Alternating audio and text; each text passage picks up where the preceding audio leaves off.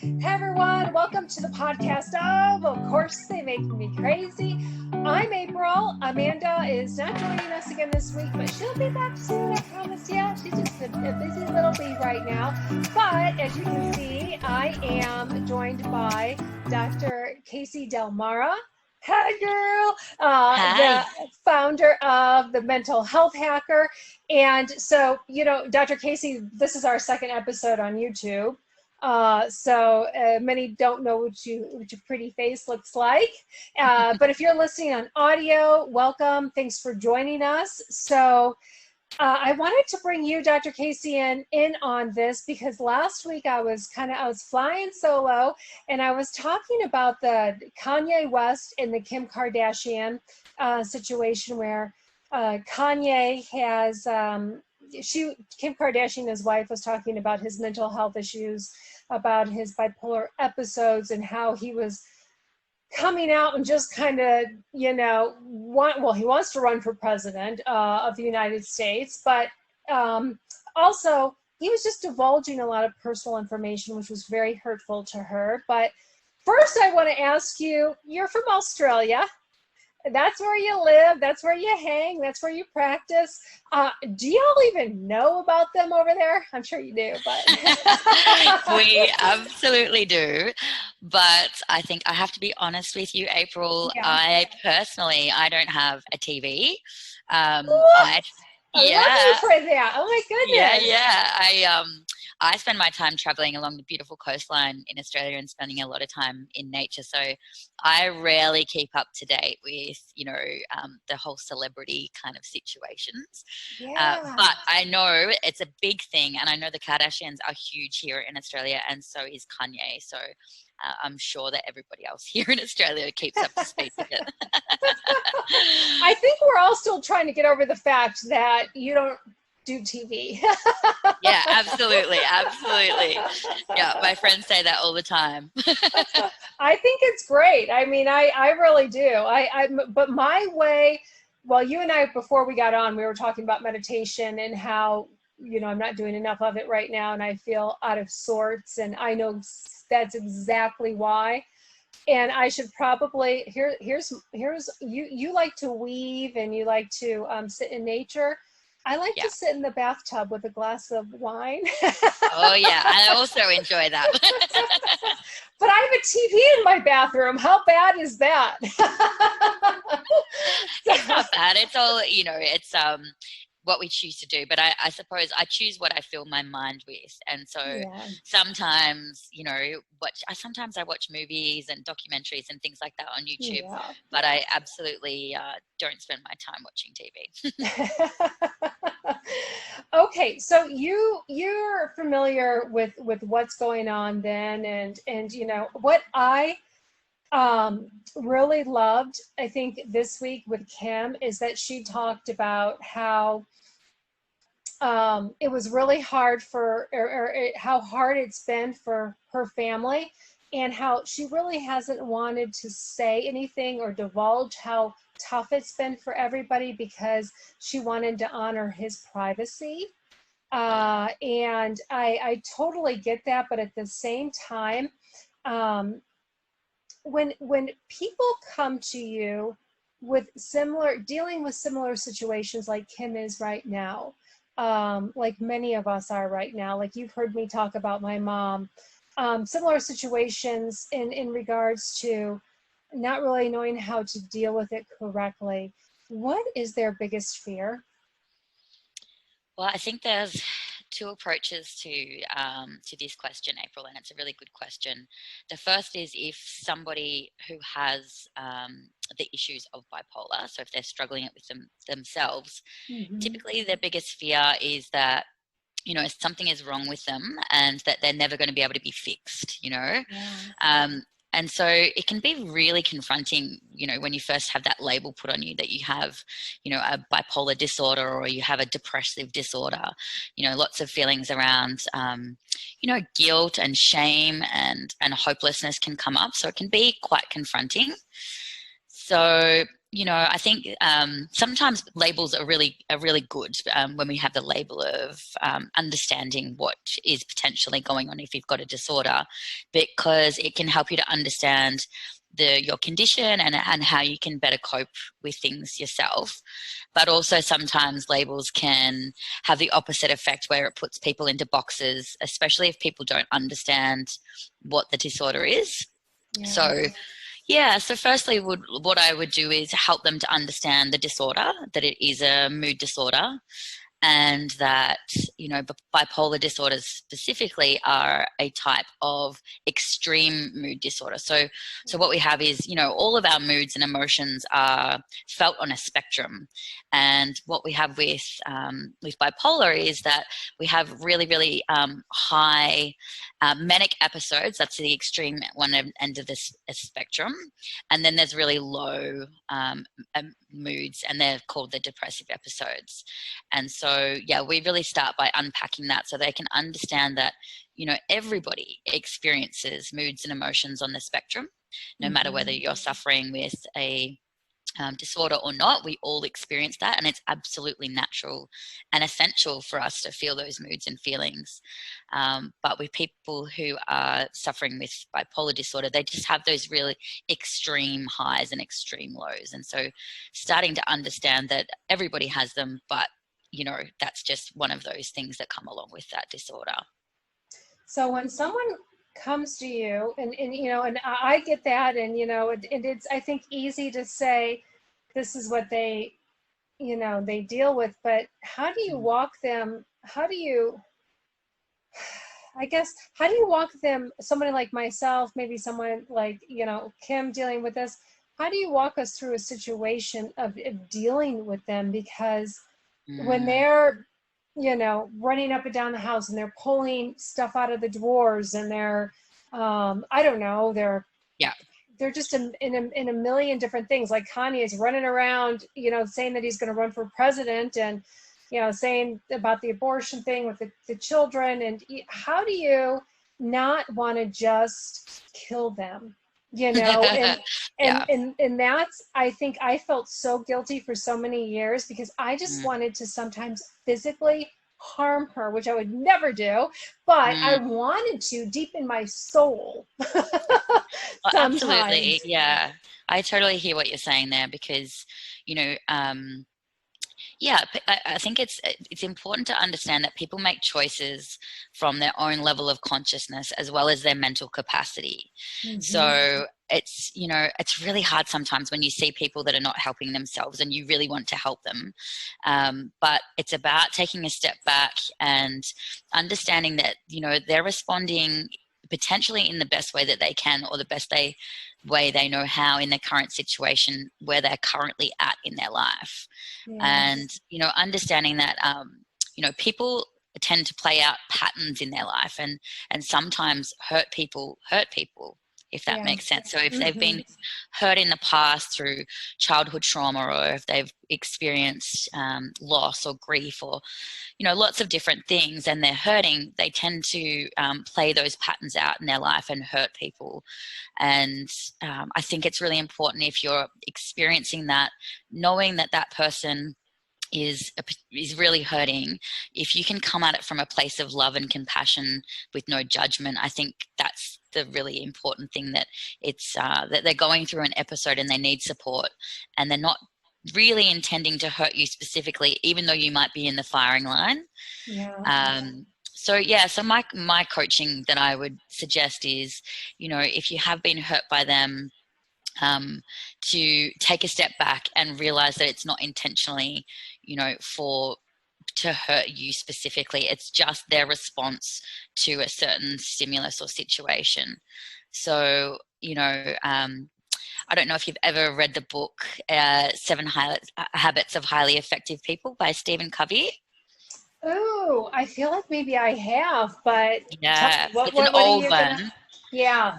It's an old one, but it's a really good one. And in his book, one of the habits he talks about is proactivity. But he talks about understanding that we have a stimulus, which is a situation of what happens to us, and then we have, on the other end of the spectrum, we have our response.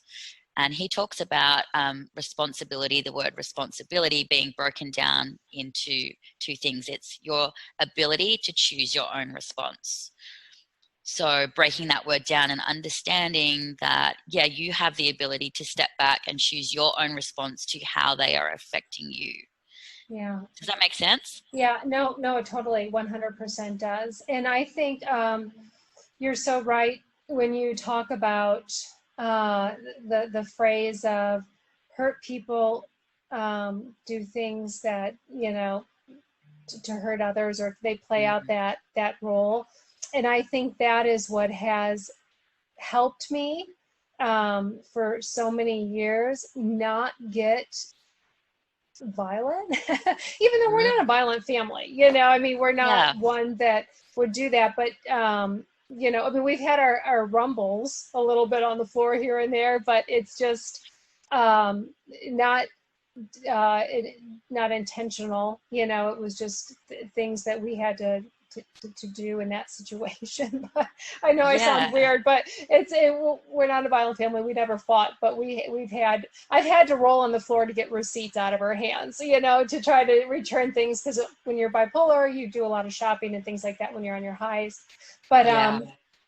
but that, I think, and I'm glad you brought that up, because I think I have that phrase in my phone, Mm. because it helps to remind me and to bring me back and to realize and to make me feel compassion and empathy again, Yeah. and to know that it's not about me, and what they're doing is not about anybody else but the hurt that they're feeling Yeah. inside. And so I'm glad you brought that up, because I think that's very helpful. At least it has been to me. So I hope it's helpful to some others that are listening.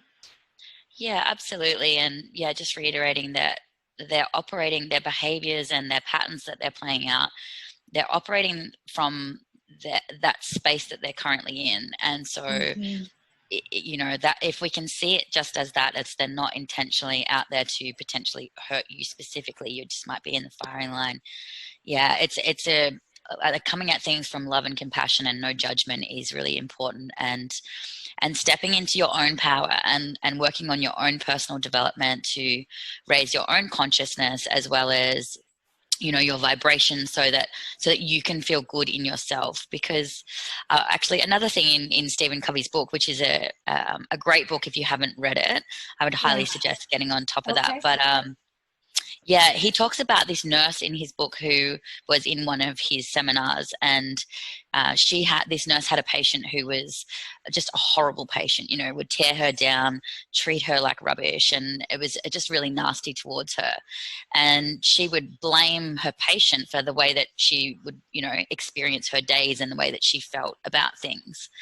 And he talks about when she started to understand that she had the capacity to choose her own response. That is the responsibility, the ability to choose your own response, and started to have awareness that it wasn't so much what the person was doing to her. It was the way that she saw that situation. And when she came up from a place of love and compassion, she started to understand that the behaviors that her patient was playing out was because he was hurting. It wasn't directly to her. So I think it's Mm-hmm. important to start to take a step back and really look at, how can I change my perspective on this situation and not feel the victim mentality from what's going on. Yeah, no, absolutely. I think you're 100% right. Mm, Now, and so and then I think that's an easy way, or a great way to look at it. But like, my first thought when I was dealing with my mom is, and maybe this is, what many of us, I think about Kanye too. I think we all think he's, obviously narcissistic, egotistical, selfish kind of thing. And I don't think that about my family, or my mother in particular, rather. But I always thought to myself, how selfish can they be? Uh, or more so, how selfish can she be? How selfish can Kanye be to just not get help? To not mm, get the help that we're offering them, and not to let us help them, and not to hear what we're trying to say to them. And I know one episode you said, don't be the fix it all the time, the fix it person. But how do you cope with that, and how do you stop feeling that way? And can you talk a little bit about that? Yeah, I think that, again, people need to be able to help themselves or want to help themselves. As supportive teams, as family and support networks for people, we can take that role of the martyr or the rescuer and the fixer, and it doesn't help the situation. It actually enables the situation. So you can absolutely be of support and be there for somebody when they're experiencing episodes, and suggest that they go and get help and things like that. But becoming the fixer and the martyr only creates more dramas later on as well. So again, it's that same thing of coming from a place of love and compassion, suggesting that they go and get help, and also putting up your boundaries and expectations of what you're willing to accept as behavior and what you're not willing to accept. Because once you put up those boundaries and expectations, the other person who's hurt starts to see, oh, okay, well, that's not okay, that behavior, I'm hurting someone. So that's another approach, is that you could have the conversation that around, I'm here to help you, I'm here to support you, but the behavior that I'm currently experiencing from you is not okay, and I'm not allowing that. And so setting up that type of situation to say that those behaviors are not okay. Yeah. And sometimes it's, I think, easier said than done with somebody like that, because sometimes they can say, well, screw you then, I don't care. Yep.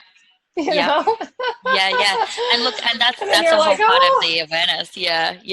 Look, and that happens a lot. It's like, all right, well, fine, you're not there. And sometimes that space away from each other is actually what you need. And it gives the other person time to actually reflect on the feelings and the emotions and the hurt that they may be causing that other person. When they're wrapped up in it, it's very difficult to see. But like you said, it's always easier said than done. Absolutely. Dealing with human behavior is one of the trickiest things there is. Ain't that the truth, sister? Yeah, absolutely. But I think, there's something that I talk to my clients about a lot, and I talk to them about living above the line or below the line. And below the line is operating from a place of, I call it the DBJs, but it's the deny, blame, justify, guilt, and shame behaviors and perspectives. And then above the line is responsibility. And so if we can try and live above the line by taking responsibility of our own actions, our own feelings and behaviors and responses to things, we start to get out of that mentality where we're victimizing the other person or blaming them for their behaviors. And that's a really good tool. You can even write those down, and you can even put it up on the fridge to remind you that, if you start to pick up on yourself blaming the other person or shaming them or justifying their behavior or anything like that, that's lower level emotional vibrations, you start to become aware of that. And if you can operate from that place of love and taking responsibility, it's a hard thing to do, and you do learn. It takes a while to learn, but it's a great place to start. No, I love that idea of, posting something on the fridge, or, I think I was listening to Ed Milet's one of my favorite guys to listen to, podcast guys, and he had Brendan Burchard maybe did this, but every time he walks into a room, under something, a door, he'll remind himself of something that he needs to remind himself of, so it's like, you could walk, through the door and say, I don't know, what's your intent, going into seeing your mom today, you know, and you Yeah, can, and then that brings your intent. I'm just going to show her that I love her. I'm just going to tell her that I love her. I'm just going to show her love, you know. So, great. and I think I that's love great. that Same tool. thing. Yeah. That tool is called Anchoring, April, and it's a great one. You can use anything. It's an environmental anchor that you can use, you know, like using a door frame to walk through. But another great one that's the same type of anchor is that you can use a body movement like a clap or something to bring you back into awareness, to set an intention, to bring you into alignment with where you want to be and how you want to intentionally behave in certain situations. Yeah, absolutely. I mean, I use it. So, you Yeah, know, I do too. yeah, I think it's great. And, you know, when I used to say to myself, like, I'd, you know, leave the room, slam the door, and I'd tell myself and anybody else, I'd be, you know, driving, saying, I'm never talking to her again. I hate her. She's crazy. She's, you know, and I'd say all these, like, you know, just terrible things to myself. Yeah. Um, so I didn't have to say it to her. And then I would give myself a day or two and not call her and Hmm. not talk to her. Yeah. And then I could come back and it'd be okay. You know, we, And that's also a great thing to do, is to remove yourself from the environment, the trigger, remove yourself from that situation, yeah, um, energetically, as well as give your mind time to think about things and to have a release of anger and all of those emotions that come up when you become hurt. But again, it's one of those things that was, you know, those behaviors are absolutely natural, but we tend to operate from that blame, blame, blame. That person hurt me. They're crazy, you know, and it yeah, doesn't help. It doesn't help anybody by no. doing that. So It that's just why if makes you can, things worse. it I've does, yeah. lived it, and it doesn't do anybody any good to sit there and accuse and, you know, Mm. yeah, it just doesn't. It just makes it just a whole nother shitstorm starts. Totally. It's exactly what it is, April. That's so true. And you know, those emotions, they're all real and they're all signals for us, but they're operating at a lower level vibration. And what we want to try and do is operate from a higher level vibration. And if we can start to operate from a place of love and compassion, it'll make you feel better as well as the other person, you know? So Yeah. it's a double-edged sword if you start to go down the path of those DBJs, deny, blame, justify behaviors and Hmm. responses to things, rather than taking responsibility and understanding that you have the ability to choose your response to those situations. No, I agree with you 100%. Mm. Well, Dr. Casey, is there anything else you think you want to add to this? And I think that that's really, we gave them some good nuggets today. Yeah. Look, the only other thing that I would suggest is one of my favorite coping skills, which is I call Map It.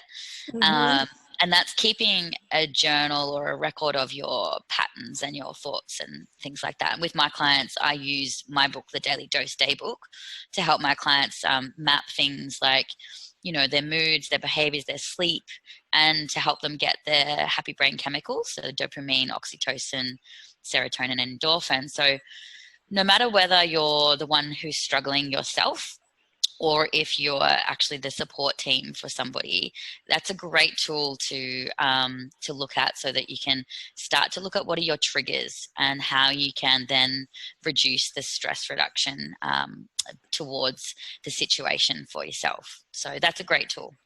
No, absolutely. Absolutely. Well, thank you so much. And I know that we'll be seeing you soon again. Yeah, my pleasure. It was great to be on. Well, you enjoy yourself. Stay safe over there in You too. Australia. Thank you. And thanks so much for joining us. And we hope to see you next week. My pleasure. See you later.